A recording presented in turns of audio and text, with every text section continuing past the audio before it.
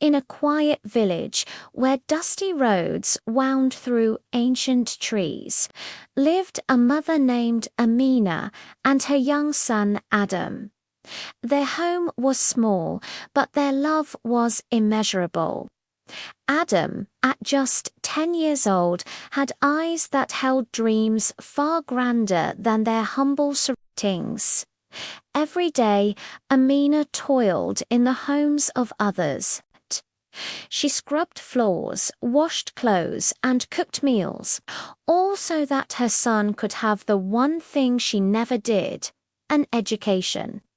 Each morning, before the sun was high, she would gently touch Adam's head and whisper, "Study well, my son.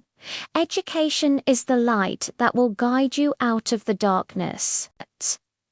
Adam would nod, a bright smile on his face, but his heart ached to see the weariness in his mother's eyes. He saw her hands, rough and calloused from a day's labor, and wished he could ease her burden. One evening, as Amina was mending his only school shirt, Adam couldn't hold it in any longer. "Ami," he said softly, "I don't want to go to school anymore. I want to work and help you." The needle in Amina's hand stilled. She set aside the shirt and sat beside him, taking his small hands in hers. Her touch was gentle, but her voice was firm. "No, my child," she said, looking into his eyes. "My dream is not for me to rest today. My dream is to see you succeed tomorrow. Your education is my rest." Years went by, and life remained a struggle. There were days with barely enough food to fill their stomachs, and nights when they sat in darkness because they couldn't afford a candle. Yet not once did a word of complaint pass Amina's lips. Her focus was singular. Adam's future. When he needed new books for a higher grade, she quietly slipped away and sold her only gold bangle, a precious gift from her own mother.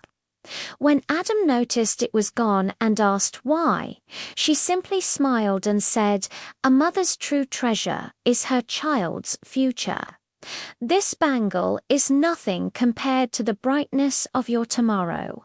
Those words became the fuel for Adam's fire. He studied with a fierce determination, day and night.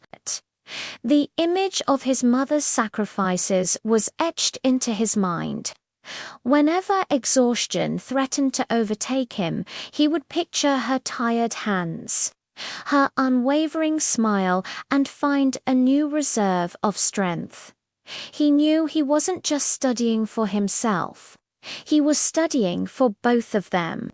He was carrying her hopes on his shoulders, and he refused to let them fall. Then, one sunny afternoon, a letter arrived. It was an official-looking envelope from a big city college. With trembling hands, Adam opened it. His eyes scanned the words, and then they filled with tears. He had done it. He had been awarded a full scholarship.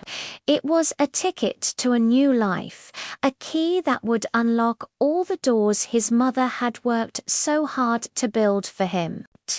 He didn't walk, he ran. He burst through the door of their tiny house, the letter clutched in his hand. Amina was in the small yard, washing clothes. He ran to her and wrapped her in a tight hug, burying his face in her shoulder as tears of joy streamed down his face. "Ami," he sobbed, "we did it." He held up the letter for her to see. Amina looked at the paper, then at her son's tear-streaked, beaming face.